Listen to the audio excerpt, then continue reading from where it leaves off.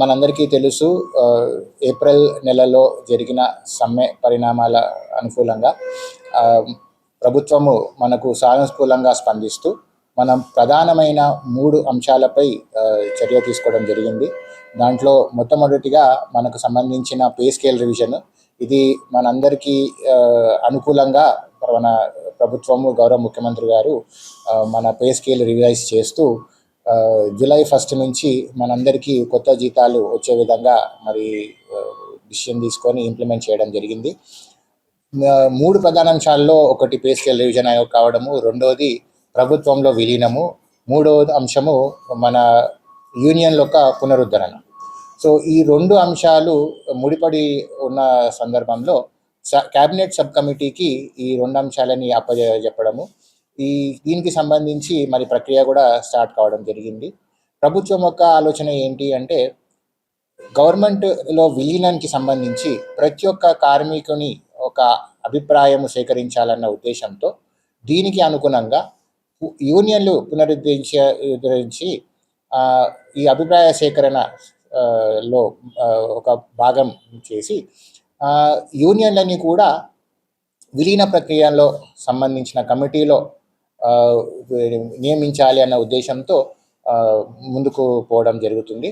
So దీనికి సంబంధించి మన లేబర్ కమిషన్ ద్వారా యూనియన్ వెరిఫికేషన్ ప్రక్రియ చేయించి ఆ యూనియన్స్ ఒకసారి మనకి ఏర్పడిన తర్వాత ఆ యూనియన్ భాగస్వామ్యంతో ప్రభుత్వంలో విలీనం చేసే ప్రక్రియని మనము చేస్తారన్న దాని మీద మన ప్రభుత్వం మనందరికీ కూడా చెప్పడం జరిగింది.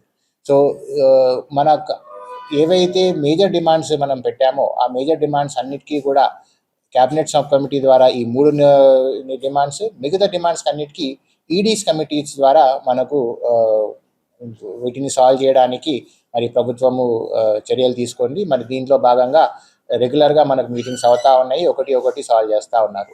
సో మేజర్కి సంబంధించి ఈ 3 ఐటమ్స్ మీద క్యాబినెట్ సబ్ కమిటీ ఒక మీటింగ్స్ జరగడము, సో యూనియన్ వెరిఫికేషన్ ప్రక్రియ కూడా మనకు లేబర్ కమిషన్ ద్వారా జరిపించడానికి చర్యలు తీసుకోవడము, ఒక్కసారి యూనియన్లు ఏర్పడిన తర్వాత యూనియన్ యొక్క భాగస్వామ్యము మనకు ఈ క్యాబినెట్ సబ్ కమిటీలో పెట్టి గవర్నమెంట్లో మర్జింగ్కి సంబంధించి ఏవైతే మన అంశాలు ఉన్నాయో వాటిని డీటెయిల్గా అనలైజ్ చేస్తూ, డీటెయిల్గా డిస్కస్ చేస్తూ గవర్నమెంట్లో విలీనం చేయడానికి మరి మన ప్రక్రియ మొదలైంది.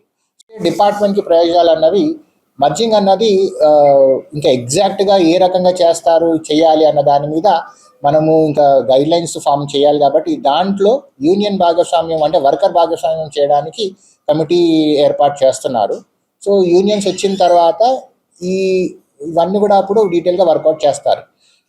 మనకు ఒక ఎగ్జాంపుల్ కింద చూసినట్టయితే, పక్క రాష్ట్రం ఏదైతే ఆంధ్రప్రదేశ్ ఉందో ఆల్రెడీ విలీనం అయిపోయి గవర్నమెంట్లోనే కలిసి ఉండడము మనం చూస్తూ ఉన్నాము. సో వాళ్ళకి సంబంధించిన ఇబ్బందులు ఏమొచ్చాయి ఏంటి అన్న దాన్ని కూడా స్టడీ చేయడానికి మరి మన సైడ్ నుంచి కూడా వాళ్ళు వెళ్ళడం జరుగుతుంది. సో దీంట్లో ఏపీకి సంబంధించి చూసినట్టయితే విలీనం అన్నది ఎంప్లాయీస్ అందరు కూడా గవర్నమెంట్ ఎంప్లాయీస్ అయిపోతారు. బట్ సంస్థకు ఉన్న బస్సులు, ఆస్తులు ఇవన్నీ కూడా సంస్థకు ఉంటాయి. సో ఆ government employees will work on deputation with corporation. ఇది పక్కకు, అంటే ఏపీలో జరిగే విధానం ఇది. సో అలానే చేయాలా లేకుంటే వేరే విధంగా చేయాలా, దీని మీద ఒక్కసారి ఆ క్యాబినెట్ సబ్ కమిటీ ప్లస్ మన యూనియన్ రిప్రజెంటేటివ్స్ ఇన్వాల్వ్ అయిన తర్వాత క్లియర్గా మనకు ఒక ఇది అన్నది తెలుసు.